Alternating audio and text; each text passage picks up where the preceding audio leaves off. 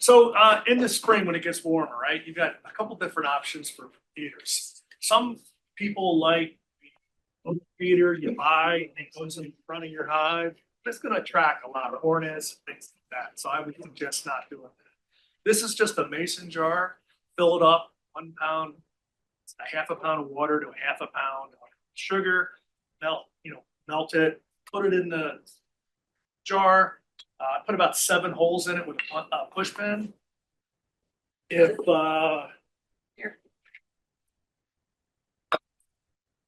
it'll fit in a too much stuff. Here.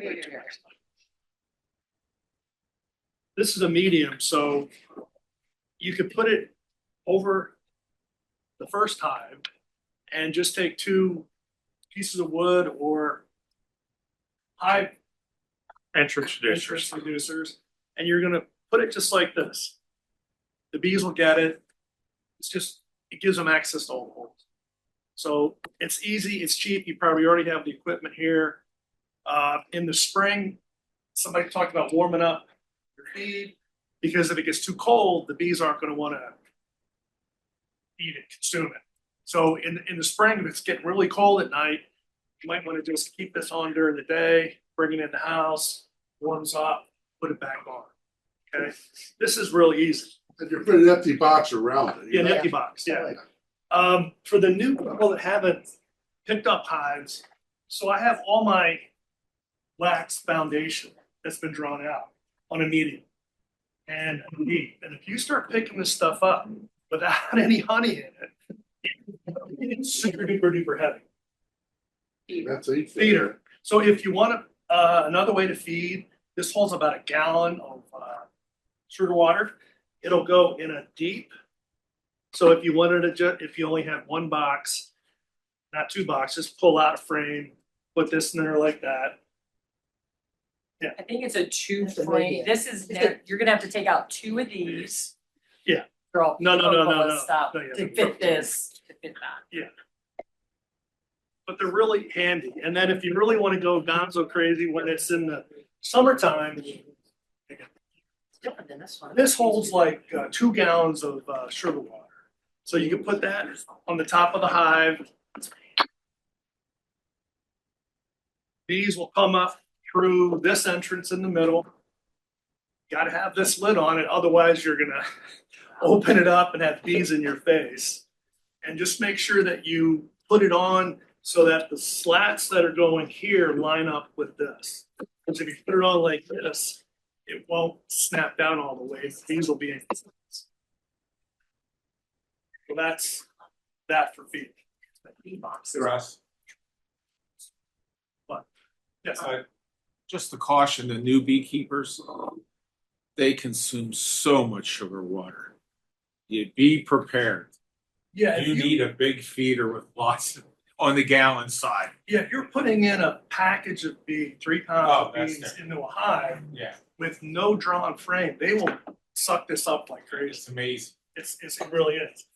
So the cheapest place to buy is Costco, 50-pound bags of sugar. It's 1 to 1. And in the fall, I feed in the fall, and I went through 3 50-pound bags. And I have 3 hives only, so they're gonna take it. So if you've never picked up a hive before, just for weight, without any bees or honey stored in here, you can see how heavy they are, basically empty. And last year when we went to the Penn State beekeeping up in Happy Valley. Oh, okay. There was a beekeeper, a woman beekeeper,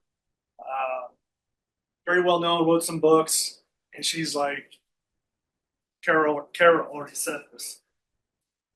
Don't get deeps and mediums. Get mediums if you're a new beekeeper.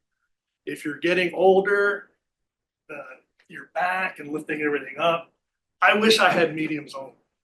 So if you have a hive and you have to split it because you have too much, you get a deep, then you get a medium, then you get another deep, you gotta buy another medium. It's crazy the money you can spend. So if you have one medium, it could do everything that you're doing without worrying about, oh, I need to put a deep in, I need to buy a medium, I need to get a thinner. Thank you, Carl. Wish you would have said that when I went to. I know, right? But people will say, how do you Five run your years ago. hives? They'll say, how do you run your hives? And you're like, what are you talking about? And Yeah. that's how, like, 8 frame, 10 frame, 5 frame. Some people do nukes. I mean, there are people that just do the 5 frame. And I personally, it's all about visual for me. So I like deep, super deep. And it's just so pretty with a nice frame. But I'll tell you what, I keep an extra box on the side so I can take the frames out because I am old and it gets heavy. So I have 5 boxes, just for splits or Yeah. catching a storm and then putting them in the woods. you just need a lot of equipment. Get a little bit of everything. I don't know. Just do mediums.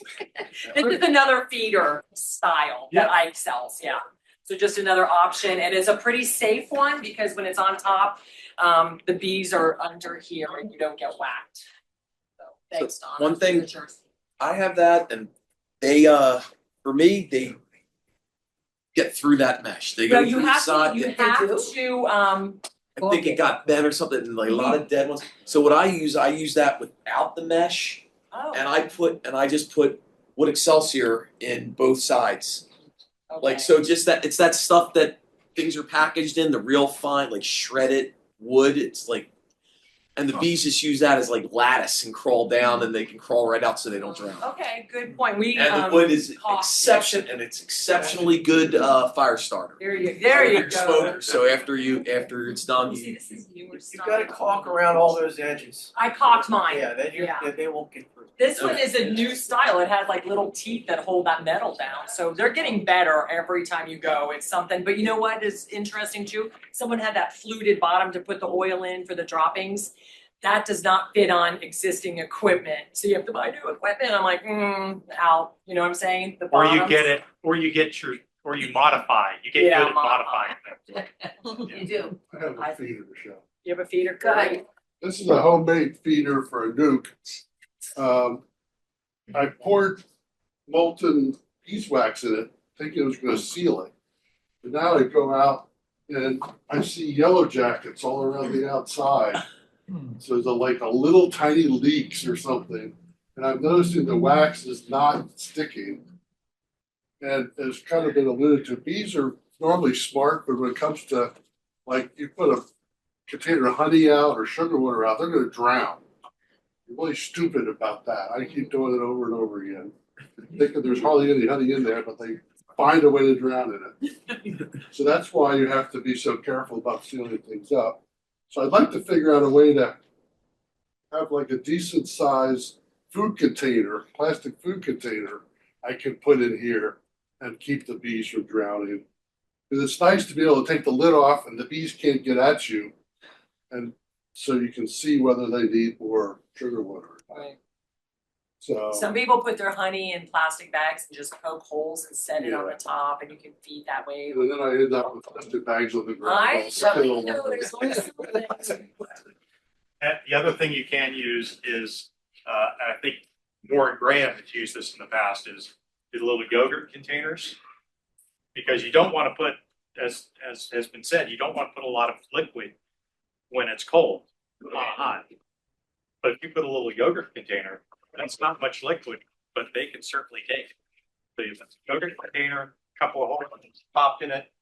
Yeah, or if those are a little bigger. I use those in the spring, but or just don't fill them all the way up. You know, give them a cup or so. So if you're like me and you wanna go easy as possible, I actually put a slit in the top. I didn't take that out. I just slit it, let it pop back in, and all I do is I go in with my funnel and I literally Oh. heat it up. Done.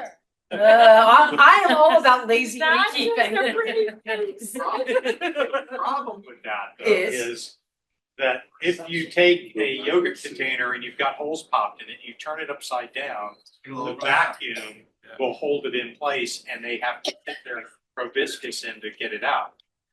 Doing it that way, you're using a cloth to keep it If I from. go off and then this kind of just disperses throughout the whole top of the hive. That's genius. Oh. That's what George said. That's See, that makes up for all the stupid things I do. Don't take the yogurt container, poke it at the bottom and then the whole top, because it'll just strain immediately, and then you'll have dead bees because they drowned in the Well, it depends on how big your holes are.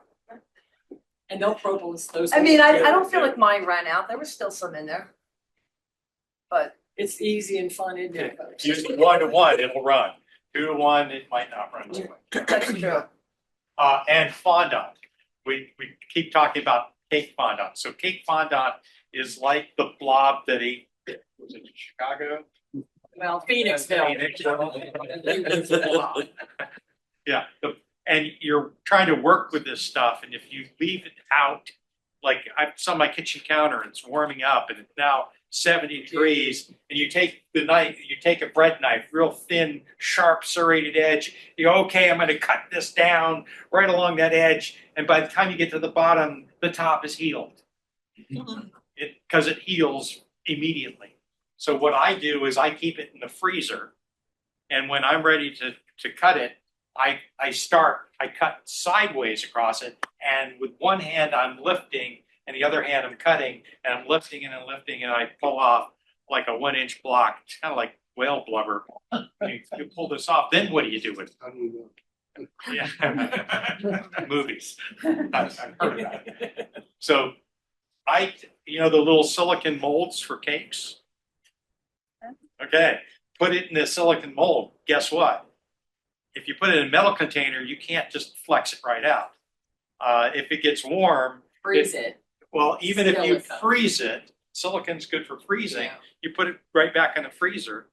By the way, if your silicon mold is 1 inch tall and you put 1.5 inches of this stuff in, and you put it in the freezer, it will overflow even in the freezer because it never freezes. It's still a fluid. So just be aware that fondant can be a real. I'm gonna piggyback on that. I think I like the silicone molds that are like bar soap shaped. Yeah. And then just half fill it, and then when you pop them, that's perfect for the hive. Yeah, exactly. So Yeah, you that's got to a know great how big your shims are. You need to know how big your molds are. You need to know how much you're going to put in. You're going to put 2 pounds. You're going to put 10 pounds. You're going to use 1 pound, whatever it is. I've got a bunch of little square ones that are that tall. I've got some longer ones. I've got some really deep ones. You just have to work with it. Tony? I usually take a sawzall, I get a long blade and I sawzall with like a 2-inch or a 1-inch slab. And then I take it and put it in a plastic Walmart bag or whatever bag, and I separate each little slab, Yes. and then I go to the hive and I turn it upside down and I rip the bag, and over winter they'll just hug right into that plastic bag. Yeah. And it's like an insulation. They love it that way. It keeps it moist, Yeah. doesn't allow it to dry out as fast, and they'll snuggle into that bag all, Right. all winter long. Now, lots of other ways. Yeah. Say, I like Monica's suggestion. If you're starting out, learn from your successful bee mentor. Learn one method. And as you learn that one method that's successful, after a year or two or really 3, then you can start incorporating new ideas. Because otherwise you're going to get so overwhelmed, you're not going to know anything, and you're going to fail, and you don't want to fail. Failing hurts. You just feel bad about failing. So just learn one method, the successful method, and then incorporate new things as you get solidified. And which is, so let's go in time. The successful mentor that you worked with this year, in 3 years, will be doing it slightly differently. Because it's all improvement. It's all about, I used fondant the first year, and I hadn't used fondant for 5 years, and this year I'm using it again. No season's the same. No season's day the is the same. You're learning different techniques, different cutting, the Sawzall. I tried the Sawzall. I had fondant everywhere, because I Slow learner. slow learner, exactly. All right, so